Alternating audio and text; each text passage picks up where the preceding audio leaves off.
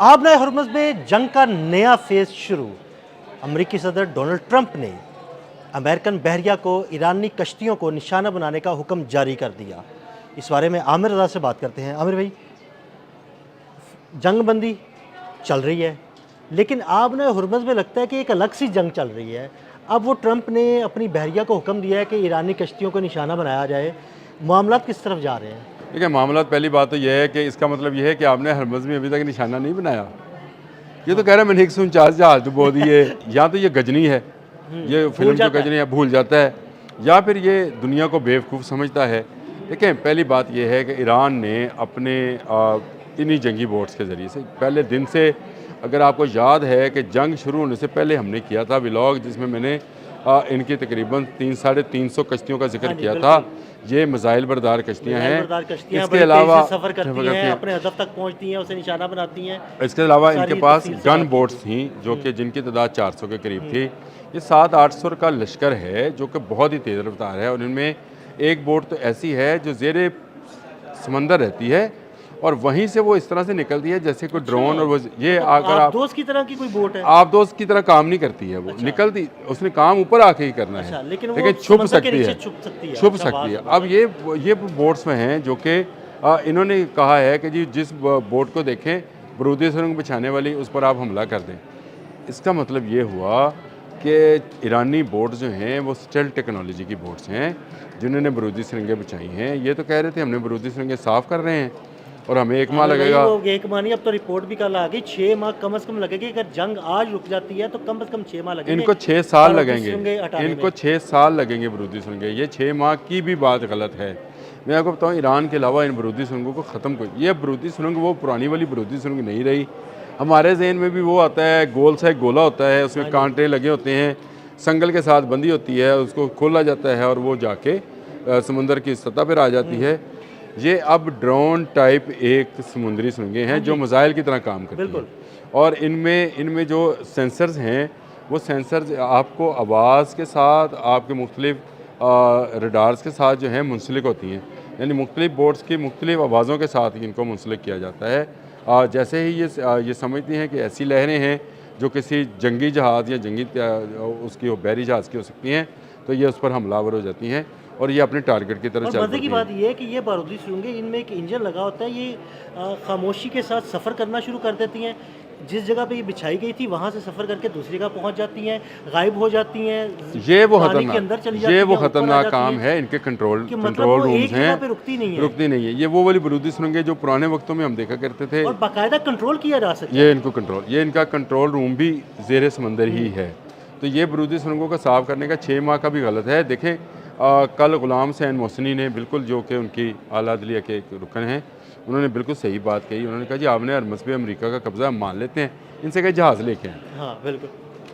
अब मसला ये है कि ईरानी जो जंगी कश्तियाँ हैं वो 2 जहाज़ों पर कब्ज़ा करती हैं, उसकी वीडियो जारी करती हैं, उसकी तस्वीर जारी करती हैं। क्या अमेरिका उसको डिनाई कर पाया है कि आपने हरमुज़ में पनामा के 2 जहाज़ जो हैं, जो कि मुख्तलिफ कंपनीज़ के नाम पर रजिस्टर्ड थे वो पनामा फ्लैग्स के, और उनको जो है ईरान अपनी तरफ ले गया है। अगर भी उनको उन पर कब्जा किया, अपनी तरफ ले आया। उसके अलावा 34 ईरानी जहाज वहाँ से गुजरे और अमेरिका कुछ नहीं कर पाया। ये मैं आपको यही बता रहा हूँ कि आपने हरमुज़ पर अगर अमेरिका का कब्जा है, देखें ठीक है, अमेरिका ने भी एक जहाज़ पर कब्जा किया है, तेल बरदार जहाज़ था, उस पर कब्जा किया है। दोनों तरफ ठीक है, लेकिन अगर आज भी ईरानी टोल दिया जाएगा तो ईरान उसको रास्ता देगा और ईरान पासदारानी इनकलाब जो है उस जहाज़ को निकाल देंगे। अभी उन्होंने बैंक में पैसे भी जमा करा दिए। बिल्कुल, बैंक में पैसे जमा, स्टेट बैंक पैसे जमा करा दिए, तस्दीक भी आ गई है उसकी कि जी पैसे जमा हो गए, पहली कमाई हो गई है हमारी।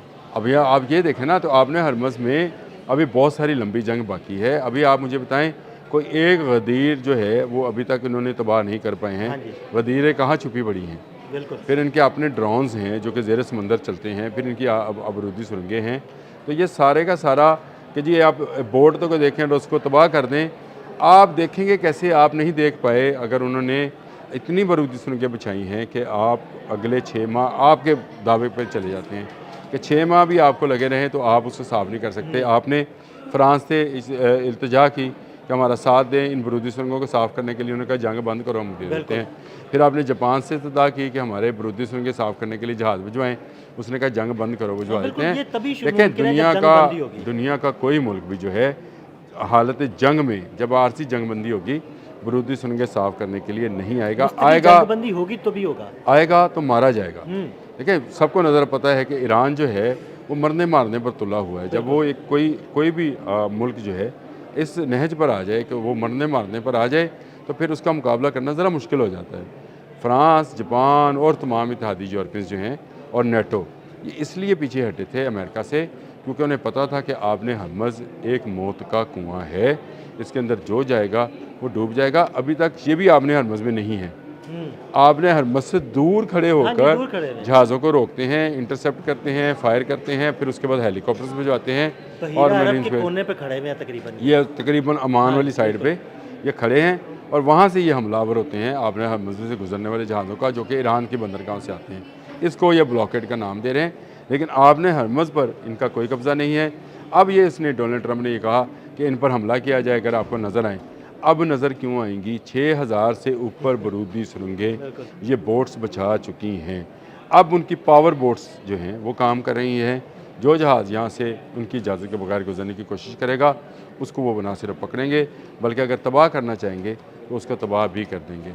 ये वो चीज़ है जिसको लेकर डोनाल्ड ट्रंप ने शायद अपनी तरफ से एक धमकी लगाई है, लेकिन मैं ये समझता हूँ कि इसका मतलब ये है कि उनकी बहरिया पूरी तरह से इंटैक्ट है, उनकी बहरिया पूरी तरह से महफूज है और पूरी ताकत में है कि वो आपने हरमज़ का दिफा कर सकें। ना सिर्फ आपने हरमज़ का बल्कि अपनी बंदरगाहों के दिफा के लिए भी वो पूरी तरह से तैयार हैं। ये इस सूरत हाल में डोनाल्ड ट्रंप जो मर्ज़ी कहते रहें, डोनाल्ड ट्रंप का जो है ये कहना कि जी जैसे नज़र आए, नज़र अगर आ सकती होती तो पहले ना आप लोग पकड़ लेते या उनको निशाना बना लेते। अगर आपको नज़र आ रही होती तो फिर आप ठीक है, फिर आपने हरमज़ में अगर आपका कब्ज़ा है तो दुनिया को अब ये मुतालबा करना चाहिए कि अमेरिका आपने हरमज़ जो है अपने जहाज़ आगे लगाए और हमारे जहाज़ पीछे लगते हैं पीछे आ जाते तो ये चले। ये इसने ड्रामा किया। इससे तकरीबन 25 दिन पहले इसने कहा जी कि मैं इंश्योरेंस देता हूँ, मैं इंश्योरेंस कंपनी से कहता हूँ कि जहाज़ों की इंश्योरेंस हाथ उठा ली है, वो कहता है भाई माफ़ी दे दो। कोई नहीं जाएगा। देखिए बरूदी सुरंगों के होते हुए कोई बंदा उस तरफ नहीं जाएगा। वो बेवकूफ़ होगा जो ईरानी इजाज़त के बगैर गुजरने की कोशिश करेगा। वो चाहे इंडियंस थे या इंडियन 3 जहाज़ भी जो निशाने पर आए थे इसीलिए आए। इंडिया को तो सही सबक सिखा रहा है वो, उनको तो खैर वो जिन्होंने लूटा है वो भी बड़े ज़बरदस्त लोग थे जिन्होंने कहा कि आप बिटकॉइन में पैसे वो जाली पासदारान इनकलाब बन के पैसे लूट रहे हैं मुस्लिम जहाज़ों से। ये है खौफ और लोग पैसे दे भी रहे हैं। यही दहशत है, ये पासदारानी इनकलाब की दहशत है। ये जितना मर्जी डोनाल्ड ट्रंप कहता रहे कि वहाँ की पॉलिटिकल और जो अस्करी क़यादत है उनमें इख्तलाफात हैं। आ गया बयान मसूद पेज़ेश्कियान का और अब्बास अरागची का और बाकर तालिबोफ का कि भाई हम सब इनकलाबी हैं। बिल्कुल ऐसे ही है, हमारा कोई इख्तलाफ नहीं है। इख्तलाफ अगर आपको नज़र आएगा तो आपको अमेरिका की सफ़ों में इख्तलाफ नज़र आ रहा है, जहाँ पर उनका जो सेक्रेटरी नेवी है वो रिज़ाइन करता है, उनका जो है जॉइंट चीफ ऑफ स्टाफ को हटाया जाता है, जनरल्स हटाए जाते हैं। पेड एक्सेस के ख़िलाफ़ बाकायदा लोग जो हैं वो मुहिम चला रहे हैं। वहाँ पर इख्तलाफात हैं। ईरान इस वक्त मुकम्मल तौर पर मुतहिद है।